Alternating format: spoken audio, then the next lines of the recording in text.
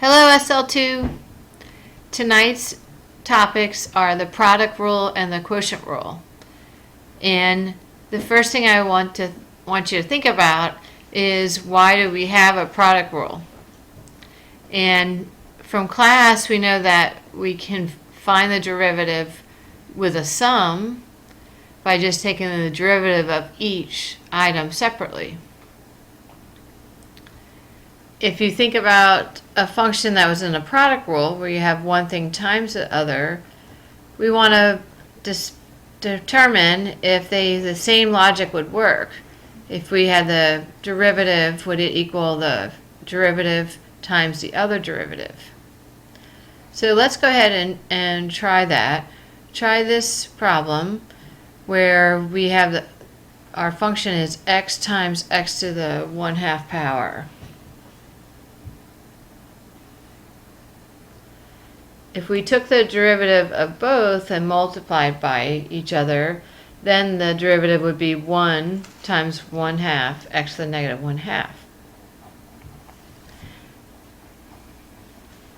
However, if we use the power rule and our knowledge of exponents, we could add these two, or multiply these two and combine them. So we have x times x to the 1/2. So then we could add the exponents, so that would be x to the 3/2. And then we know that the power rule, to find the derivative of the power rule of x to the 3/2, the derivative would be 3/2 x to the 1/2. So this example proved that you can't do the same thing when you have a product as you can with a sum. We're going to have to follow a different formula to find the derivative when we have two things multiplied by each other.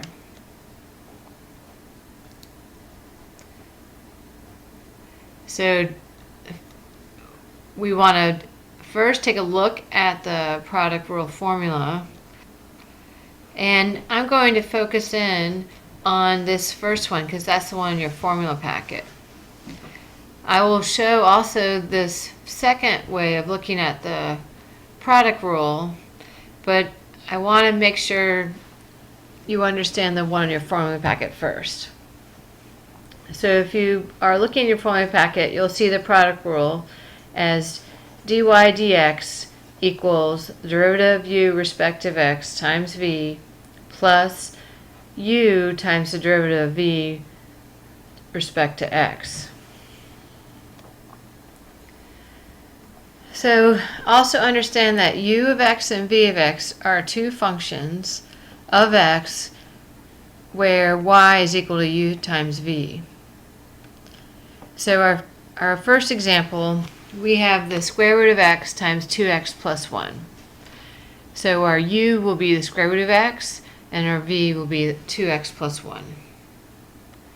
Now we need to take the derivative of both items. So I know I'm going to change the square root of x into x to the 1/2, so I can use the power rule. And my derivative of u respect to x would be 1/2 x minus 1/2, which is also equal to 1/2 the square root of x. My derivative of v respect to x is just 2.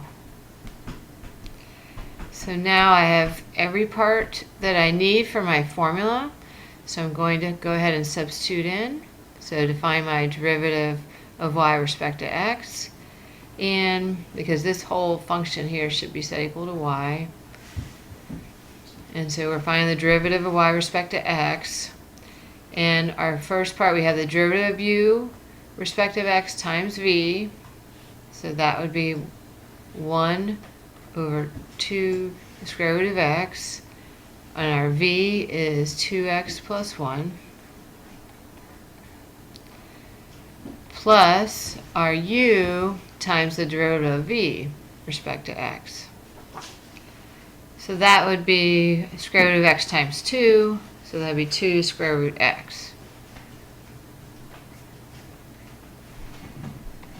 So here our derivative, we have a fraction plus another number.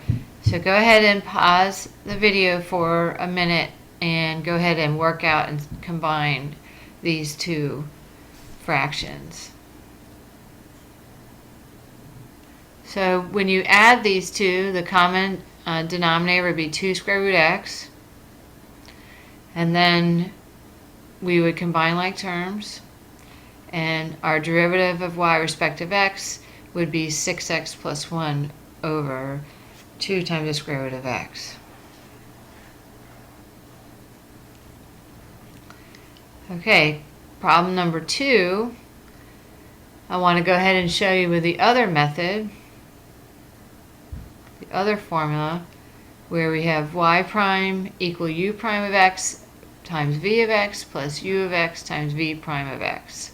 Some students really like this notation.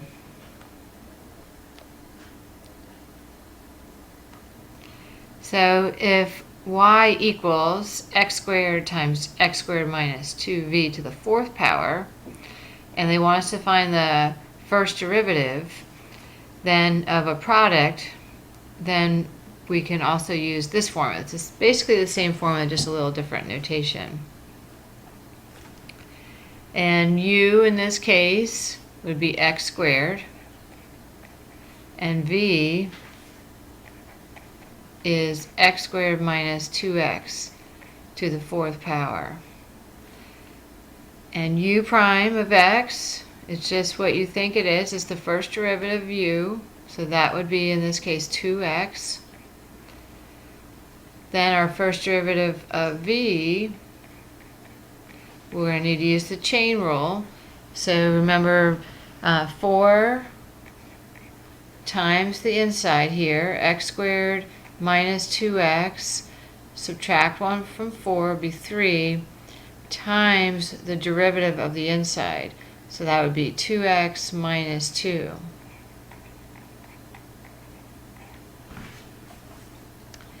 So now we have all 4 of our parts here to find our derivative of y. So our derivative of y would be equal to the u prime of x times v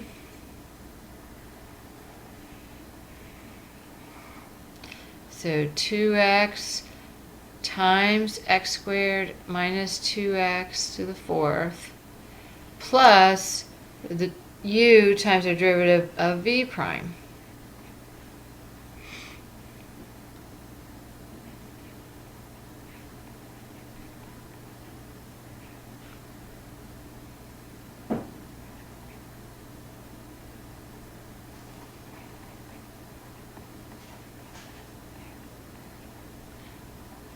Alright, so everything here is multiplied. So let's go ahead and simplify that. And if we have x squared times 4, that'd be 4x squared. And then we want to multiply by 2x minus 2. So that would be 8x cubed minus 8x squared.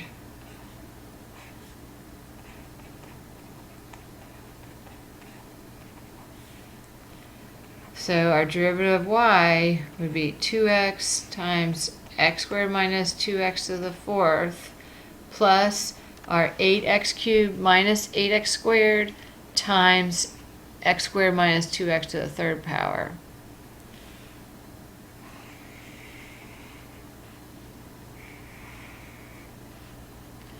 Okay, so one more rule for tonight, and that's called the quotient rule.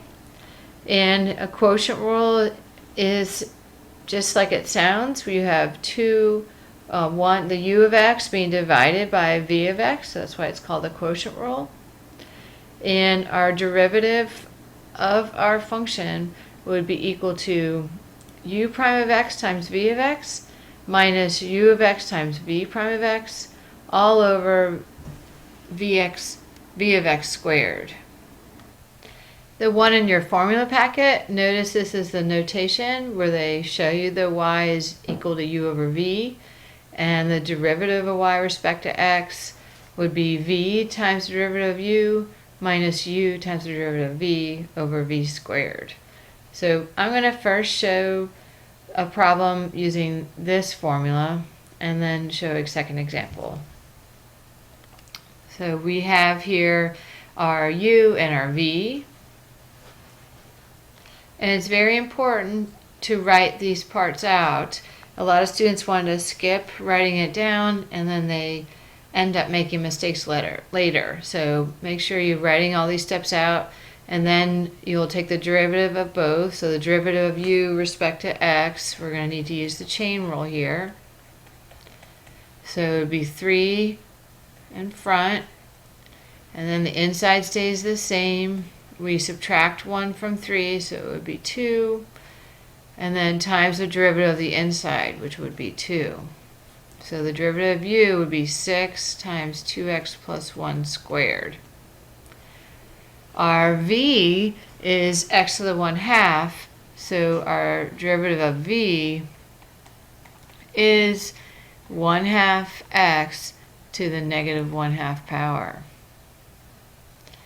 Now we have all our parts that we need for our formula. So to find our derivative of y with respect to x, we have v times the derivative of u. So v times the derivative of u. So square root of x times my 6 times 2x plus 1 squared minus our u times our derivative of v. Very important you put this part second. This is what's subtracted. So this is 1 over 2 times the square root of x times 2x plus 1 to the third power. And all of this is divided by v squared.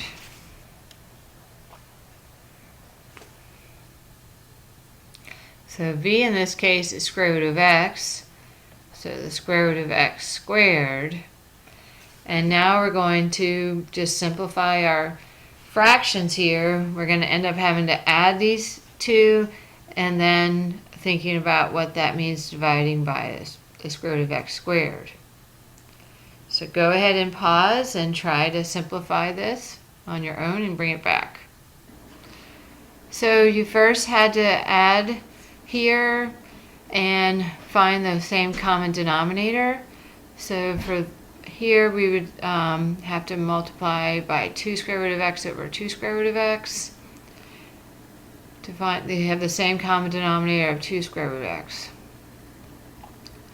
Then when you did that, you would multiply 6 square root of x times 2 square root of x to get 12x.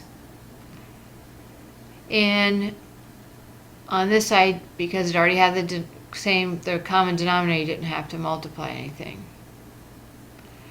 Now, once you did that, when you have two fractions being divided by x, then you're going to multiply by the reciprocal. So I showed that step here, multiply by 1 over x. Now remember, a common misconception is that you'd want to cancel this x with that x and that 12 with that 2, but we can't here because even though this is multiplying here, in the top here we have terms that are being subtracted. So all we can do is to multiply x by the denominator of 2 square root of x, and that would be our final answer of the derivative of y with respect to x.